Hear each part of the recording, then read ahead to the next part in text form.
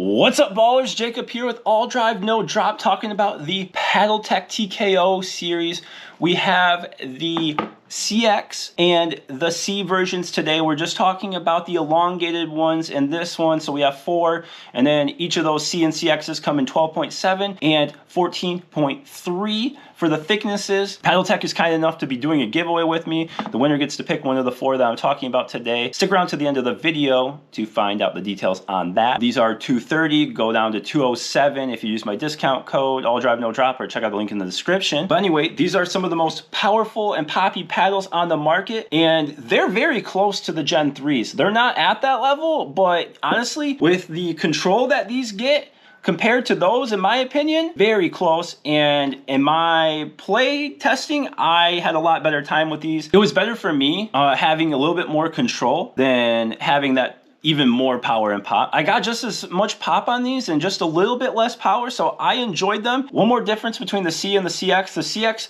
obviously has the longer handle, 5.75 inches, and the C has a 5.25 inch handle, but they do put steel beads in the perimeter of the CXs just to help with the perimeter weighting. So if you ever do notice something like rattling around or knocking, it just has come a little bit loose, but shouldn't affect the play from what I've heard. But anyway, let's jump into the specs. We'll do a quick spec, and then I'll kind of talk about the series overall and the differences between the paddles. So the special aspect of these paddles is they're not thermoformed, yet they still hit really hard. So how do they do that? Well, Paddletek says they use a unique polymer core. So whatever they're doing with their core is making it hit very hard, and we'll just have to, so whatever they're doing is making it hit very hard.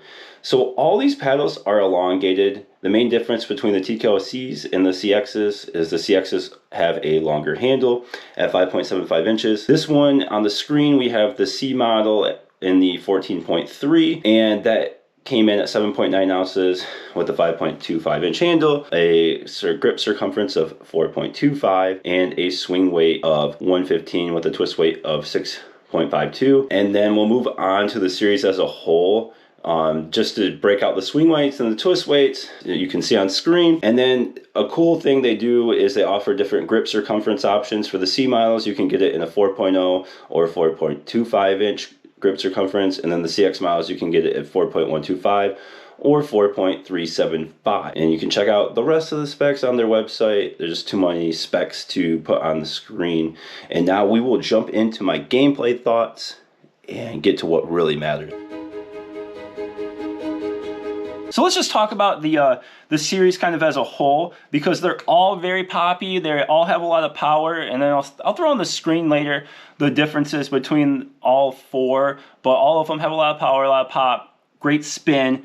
The ball feels very crisp off the face of the paddle. You can really feel the good connection with the ball. I personally do enjoy that. I've been reviewing a lot of Kevlars lately. These are on the stiffer side, so if you don't like that stiffer, crisper feel, then you might not like these, but if you do like that connection, you're gonna like it. It's impressive with how thin these are and how high the twist weights they got on all 4 of these. Really feels good. On the 12.7 versions, I would add a little bit of weight. I would start with 2 grams at 4 and 8 o'clock just to help it a little bit. But honestly, all of them you can play stock if you want to. I personally like the 12.7s with the 2 grams of lead or tungsten tape at 4 and 8 o'clock. And then for the 14.3s, I found that I didn't really need to add any weight. It didn't feel like the weight was just adding too much swing weight for me, and I really didn't feel like I needed it. Great spin. All these paddles just get, really good spin. It's not breaking the barrier, it's not setting the record, but all the grit levels felt really consistent on all the paddles that I got, and everything just was good. The quality control seems really nice coming out of Paddletek. And then, so what these paddles excel at, they excel at aggressive shots, they excel at offensive shots. So your serves and your drives, you're going to be able to get your serves nice and deep with great spin, great power, and then your drives are going to be dipping. You're going to be able to put good power behind them. I had really good success with my speed ups in my hands battles, because these paddles are on the lighter end for elongated paddles, and that really helps in those hands battles, along with the extra pop you get from these and the great power. I am an aggressive player, so I really did enjoy these.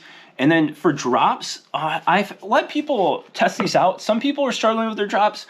Others weren't having an issue. I think it's just you got to get adjusted to that extra pop and power. For me, once I got connected with the paddles, I was having great drops. Like the amount of spin you can get with these things, and with the power, just dipping on those drops and had great drips.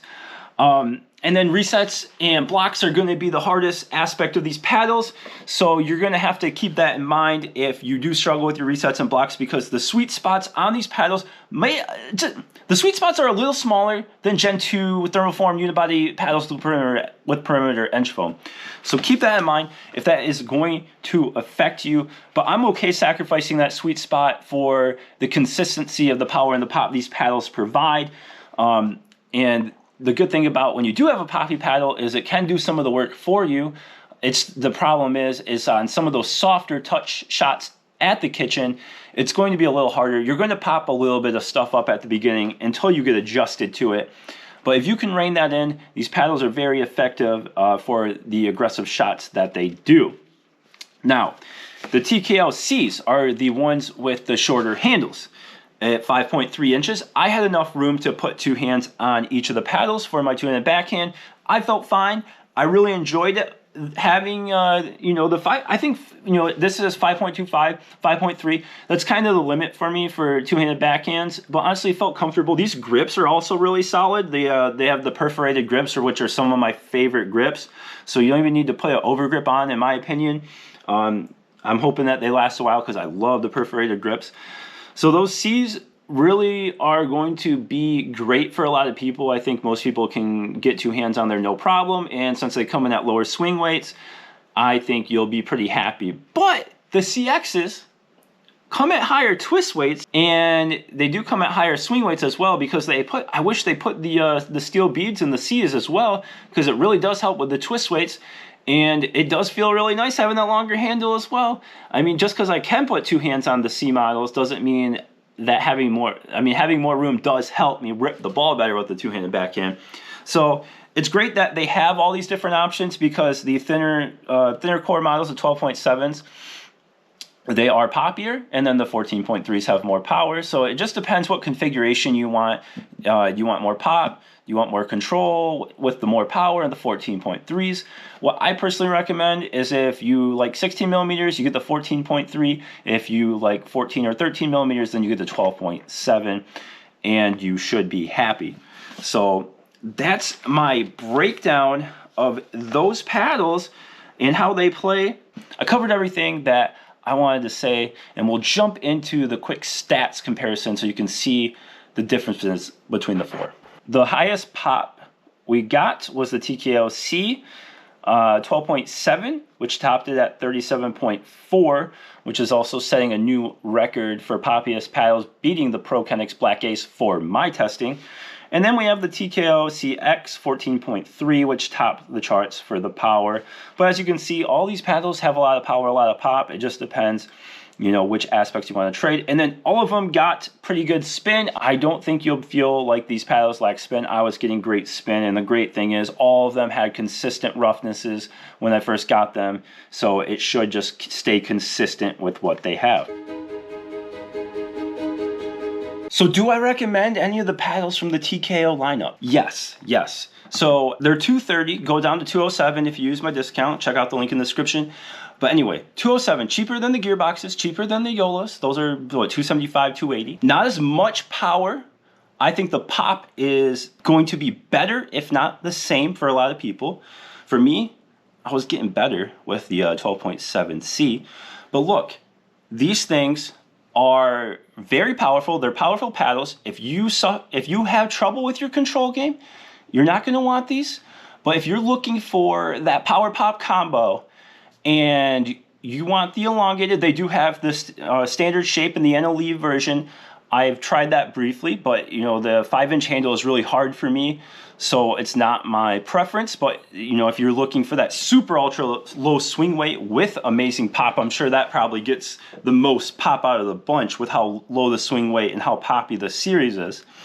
Then that's another option. The TKO-C 14.3 was my personal favorite. I just thought it offered the best blend of power, control, and pop of the 4.